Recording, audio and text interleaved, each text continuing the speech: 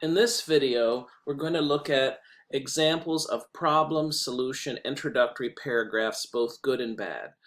And for these examples, the topic I have is this: is discrimination against asexual people a problem? And if so, what are the solutions? So this would definitely be in the category of a problem that's not as well known. If you don't know, asexual people are people who don't experience sexual attraction or experience very, very little of it. Um, and it's an emerging topic in talking about sexual orientation and identity. So for each of these four introductory paragraphs, I'd like you to pause the video, read the paragraph, decide if you think it's an effective problem solution introductory paragraph or not. Think about what we talked about in the previous video about how to set up that kind of a introductory paragraph, and then after you've read it, thought about it, I'll come back and give you my commentary. So pause the video and read A. Okay, so this is not a good introductory paragraph. First of all, it starts out in the first two sentences sounding more like a report. I don't get that there's a problem from this. When you say asexual people are 1% of the population, that doesn't give me the message that this essay is going to be talking about a problem. It just sounds like a report. So that opening doesn't introduce the idea that there's a problem. And then the last two sentences sound like something from a pro-con essay, right? You know, so what if someone doesn't want to have sex? People need to get over it. I mean, it's all very colloquial language as well. But it sounds like they're debating whether asexuality is good or bad, which again is not the topic. You're introducing a problem, which is actually here discrimination against asexual people, which this doesn't even really get at in a direct way, and how it's a problem, how it should be solved. So this does not set that up at all. So it's not an effective introduction. All right, let's look at B. So pause the video and read that one.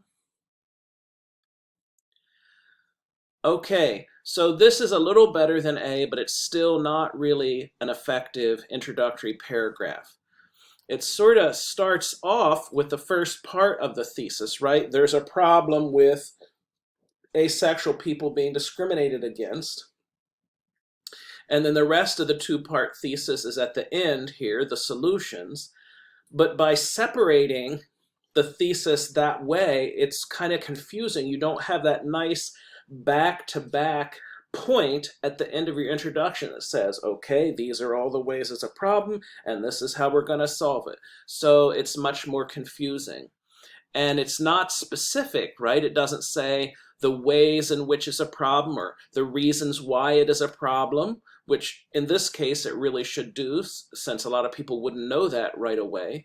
And then solutions here are so vague. More education, rights, and understanding. I mean, more education is vague enough, but what does rights mean? Who's getting these rights? What are they? Where do they come from? Who is understanding? You know, very, very vague solutions. And then the whole middle of that just seems to me like some random details about asexuality. It doesn't set up a nice sequence where you're kind of laying out the problem and then the solution. It's just kind of like filler. All right. So let's look at C. So pause the video and we'll talk about C after you've had a chance to read it. All right, so this is a good introductory paragraph for a problem solution essay. And it starts out with a story about David J., who's a real person, right? So I'm going to highlight that. That's the story part.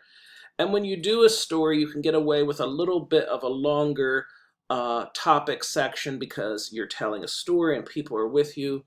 And it's a nice detailed story, and it really communicates the idea that there's a problem here. So when you do a story, it has to be a story about something bad happening to somebody in order for people to get that you're talking about a problem. So this is talking about David J. and how when he came out as asexual, he kind of lost all his friends and everybody was criticizing him. All right, then we just sort of have a transitional sentence here, and sometimes you do that if you need more of a transition between parts. And then we get the two parts of the thesis. So this sentence is the problem part of the thesis. So I'm going to put it in purple, right? It says, as his story suggests, LGBT people aren't the only people who are stigmatized because of their sexual orientation. So that sort of sets up the so are, right? The 3 million people in the United States are also stigmatized. And then it gives the different ways or areas they have discrimination or experience it from their friends, families, doctors, and even in the workplace. So maybe I'll underline that because those are going to be the specific areas of the problem. So this person probably has, 3 or 4 paragraphs on how it's a problem. Maybe a paragraph's about friends and family, that could be one. Doctors could be a separate body paragraph about how there's a problem. And then the workplace. You could see the body paragraphs are kind of being set up there. Then we have the solution part of the thesis, right? We have good signaling language here, right? Maybe I'll put that in italics. To solve this problem, so that really connects these two sentences and lets the reader know, okay, now we're getting to solutions.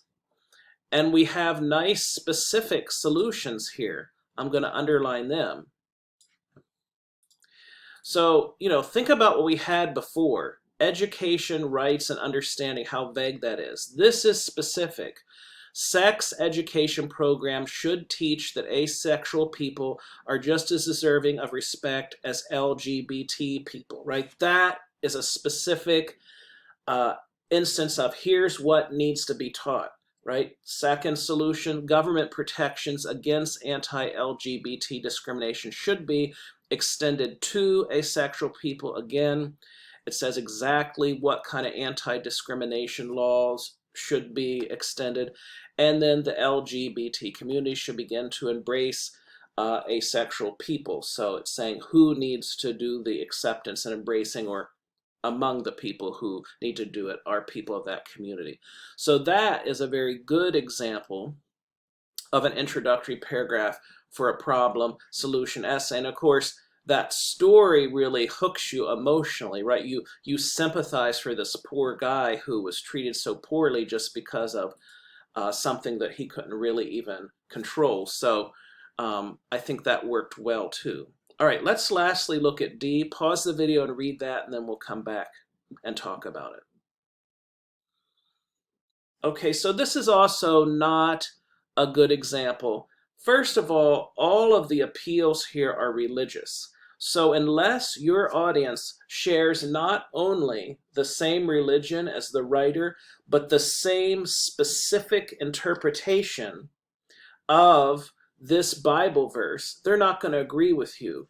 And I can tell you, most people don't agree with this interpretation. In fact, there's a famous historical precedent. The Shakers were a 19th century community who interpreted this passage from the Bible in the way this intro is. And as a result, they lived asexual lives, and they just put all their energy into making furniture, actually, and now their furniture is very valuable, and their community actually died out is what happened to them. But that's really a small minority of Christians who have that interpretation. So you can see the problem with using kind of a religious appeal here, because it's not going to work with an academic audience. But in addition to that, this also doesn't set it up as a problem. It sets it up kind of as an issue, like for an argument rebuttal essay, right?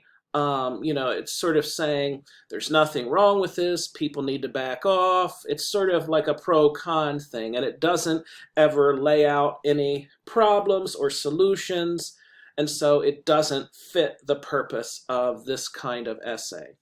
All right, so C is the good one. Good example of how to set up an introductory paragraph for a problem solution essay.